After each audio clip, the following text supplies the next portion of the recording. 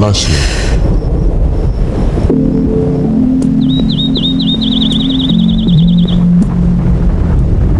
Ọ̀rúnmìlà, erin ńlá tó dúró síbi ńlá. Ó sọ ẹni kékeré dẹni ńlá. Ńláńlá ni ọ́ tí ẹnìkan ò lè tẹ̀ta. Oyin ni ọ́ tí gbogbo adúláwọ̀ ńlá. Òfúfú lẹ̀gẹ̀lẹ̀gẹ̀ bí àlà.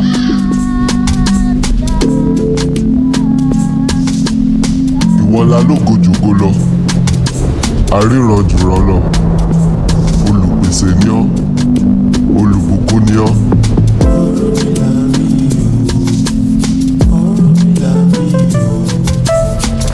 Ó múni jẹ dídín lórí dídín. Ó múni jẹ dìndín lórí dìndín. Ọkọ pọ́n, aya pọ́n, ọ̀rẹ́ olóògùn wẹ́rẹ́. Ọba fún gbogbo ọba.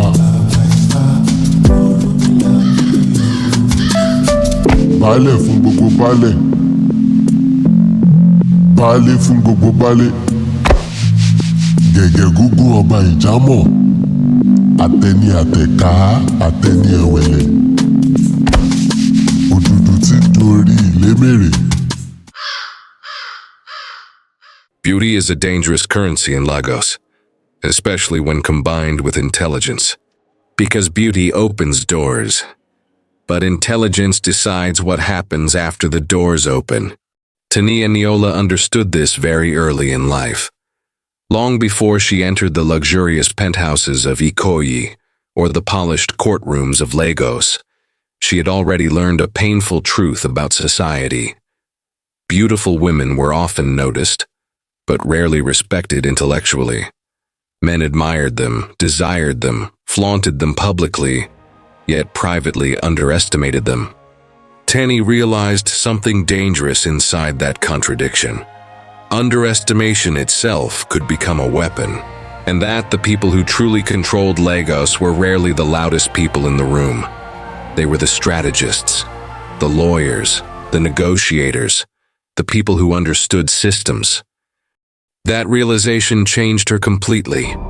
While other young women chased survival through temporary opportunities, Teni became obsessed with building something nobody could take away from her: intellectual power. She studied relentlessly. Lecturers began noticing her unusual intensity. She was not studying merely to pass examinations. She studied like someone preparing for war. Teni passed all her exams with flying colors. She graduated with a first-class undergrad degree and first-class master's degree in law, criminal, and defense law. After graduation, Teni got a job as a criminal defense lawyer with Balegu Chambers. Teni became a formidable lawyer and started winning cases after cases because, you see, in Teni's mind, law was never just a profession. Law was protection. Law was access. Law was leverage. Law was power disguised as intelligence. By the time Teni Eniola entered the elite legal world of Lagos, she had already mastered the art of emotional control. She understood how men behaved around beautiful women. She understood how power intoxicated wealthy people. Most importantly, she understood that powerful men often became careless when they believed they were in control. And so Teni transformed herself. Elegant, educated, composed, untouchable. By day, Lagos saw a brilliant criminal lawyer capable of dismantling impossible legal cases with surgical precision. By night, Lagos saw temptation. Champagne parties, luxury penthouses, private negotiations, political gatherings hidden behind laughter and expensive wine. But while men admired her beauty, Teni studied their weaknesses. She listened carefully. Teniola has arrived. Eniola listened to drunken confessions, to hidden corruption, to whispered betrayals between politicians and businessmen. She learned that beneath Lagos's luxury existed rot, money laundering, oil theft, smuggling, political manipulation. The city was not governed by morality. It was governed by networks, and every network required leverage. That realization changed Teni forever. The vision we share tonight will define our legacy. Because for the first time in her life, she understood that true power was not about violence. It was about information. The ability to know things other people desperately wanted hidden. Soon, wealthy men became addicted to her presence. They mistook her silence for admiration. They mistook her beauty for innocence. That was their mistake. Teni was never innocent. She was observant. And observation is often far more dangerous. Yet even within Lagos's elite circles, one man stood above everyone else. Chief Ajegunle Balegu, Teniola's boss. A billionaire whose influence stretched far beyond boardrooms and politics. A man connected to hidden empires operating beneath the surface of society Not merely itself. beauty. Not Unlike merely the others, intelligence, Balegu immediately recognized something For the first time in extraordinary her inside life, Teni encountered someone who understood exactly who she was becoming. And that encounter would change the direction of her destiny forever. Because Lagos was about to introduce Teni Eniola to the true architecture of power.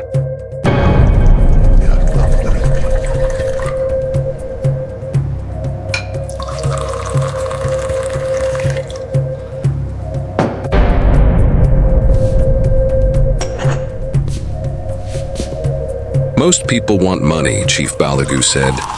Money rules the world. Money disappears, replies Teniola confidently. Then what lasts in your opinion? Asked Chief Balegu. knowledge and power. Teni proclaimed confidently. Chief Balegu smiled slowly. For the first time in years, finally someone understands him. And at that moment, he made a decision. A decision that will change Teniola's life forever. You see, Chief Balegu has been waiting for someone like Teniola for a long time. Teniola's confidence, her knowledge, her courage, and her loyalty is what he needed for his only son, Joel.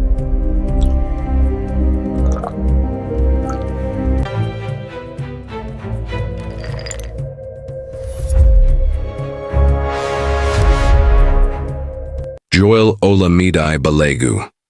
Quiet, highly intelligent, and deeply analytical, Joel lives much of his life away from public attention due to his ASD, autism spectrum disorder, which affects his social interactions and communication. While many underestimate him because of his reserved nature, Joel possesses extraordinary cybersecurity, surveillance, and intelligence-gathering skills capable of solving some of the most complex technological and financial problems within the Balegu Empire. He understands systems and patterns better than people. Emotionally, Joel had been isolated for most of his life. This has made Joel extremely lonely. On a quiet evening after a board meeting, the lights of the city shimmered beyond the towering windows of the Balegu Empire. Inside his private study, Chief Balegu invited Teniola to sit with him.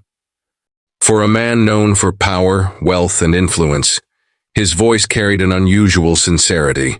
He spoke not about business, nor about the empire he had built.